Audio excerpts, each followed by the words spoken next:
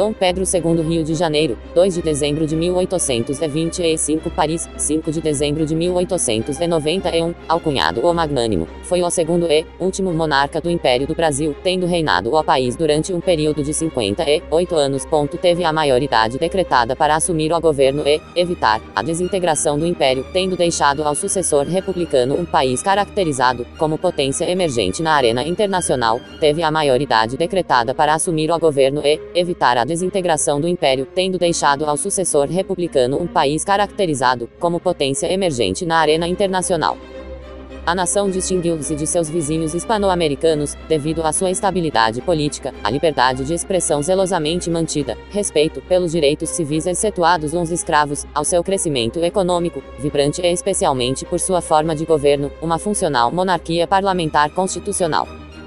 O Brasil também foi vitorioso em 3 conflitos internacionais: a Guerra do Prata, a Guerra do Uruguai e a Guerra do Paraguai, sob seu reinado, assim como prevaleceu em outras disputas internacionais e tensões domésticas.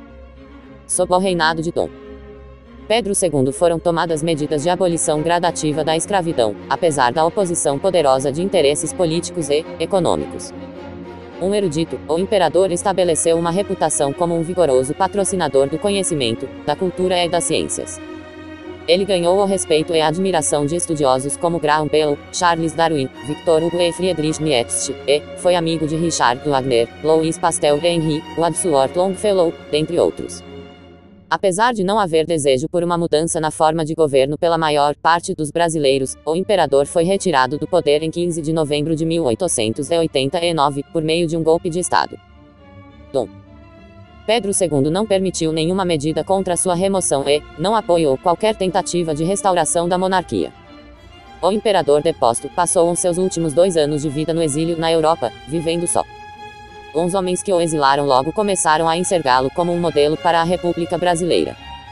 Algumas décadas após sua morte, sua reputação foi restaurada e seus restos mortais foram trazidos de volta ao Brasil em meio a amplas celebrações. A nação distinguiu-se de seus vizinhos hispano-americanos, devido à sua estabilidade política, a liberdade de expressão zelosamente mantida, respeito pelos direitos civis, excetuados uns escravos, ao seu crescimento econômico, vibrante e especialmente, por sua forma de governo, uma funcional monarquia parlamentar constitucional.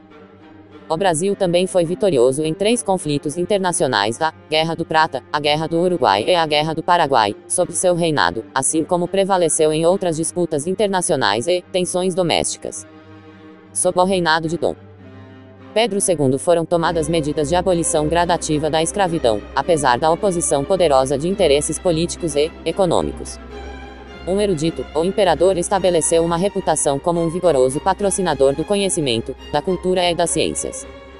Ele ganhou o respeito e a admiração de estudiosos como Graham Bell, Charles Darwin, Victor Hugo e Friedrich Nietzsche, e foi amigo de Richard Wagner, Louis Pasteur e Henry Wadsworth Longfellow, dentre outros. Apesar de não haver desejo por uma mudança na forma de governo pela maior parte dos brasileiros, o imperador foi retirado do poder em 15 de novembro de 1889, por meio de um golpe de Estado. Dom Pedro II não permitiu nenhuma medida contra sua remoção e não apoiou qualquer tentativa de restauração da monarquia. O imperador deposto passou os seus últimos 2 anos de vida no exílio na Europa, vivendo só. Os homens que o exilaram logo começaram a enxergá-lo como um modelo para a República Brasileira. E sua reputação foi restaurada e seus restos mortais foram trazidos de volta ao Brasil em meio a amplas celebrações. Nascido no Rio de Janeiro, foi o filho mais novo do imperador Pedro I do Brasil e da imperatriz Maria Leopoldina de Áustria e, portanto, membro do ramo brasileiro da Casa de Bragança. A abrupta abdicação do pai e sua partida para Portugal tornaram Pedro imperador com apenas 5 anos. Obrigado a passar a maior parte do seu tempo estudando em preparação para reinar, conheceu poucos momentos de alegria e amigos de sua idade. Suas experiências com intrigas palacianas e disputas políticas durante este período tiveram grande impacto na formação de seu caráter.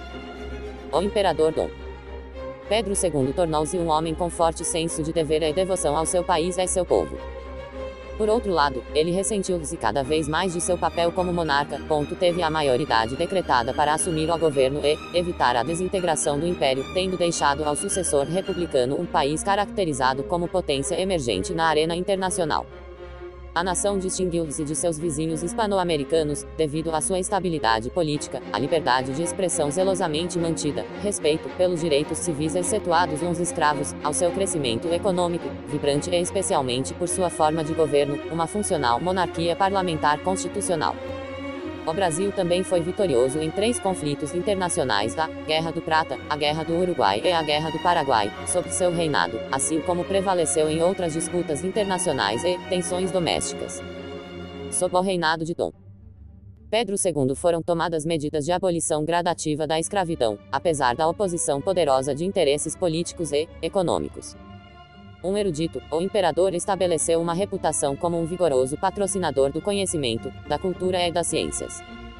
Ele ganhou o respeito e a admiração de estudiosos como Graham Bell, Charles Darwin, Victor Hugo e Friedrich Nietzsche, e foi amigo de Richard Wagner, Louis Pasteur e Henry Wadsworth Longfellow, dentre outros. Apesar de não haver desejo por uma mudança na forma de governo pela maior parte dos brasileiros, o imperador foi retirado do poder em 15 de novembro de 1889, por meio de um golpe de Estado. Dom Pedro II não permitiu nenhuma medida contra sua remoção e não apoiou qualquer tentativa de restauração da monarquia. O imperador deposto passou os seus últimos 2 anos de vida no exílio na Europa, vivendo só. Os homens que o exilaram logo começaram a enxergá-lo como um modelo para a República Brasileira. Algumas décadas após sua morte, sua reputação foi restaurada e seus restos mortais foram trazidos de volta ao Brasil em meio a amplas celebrações.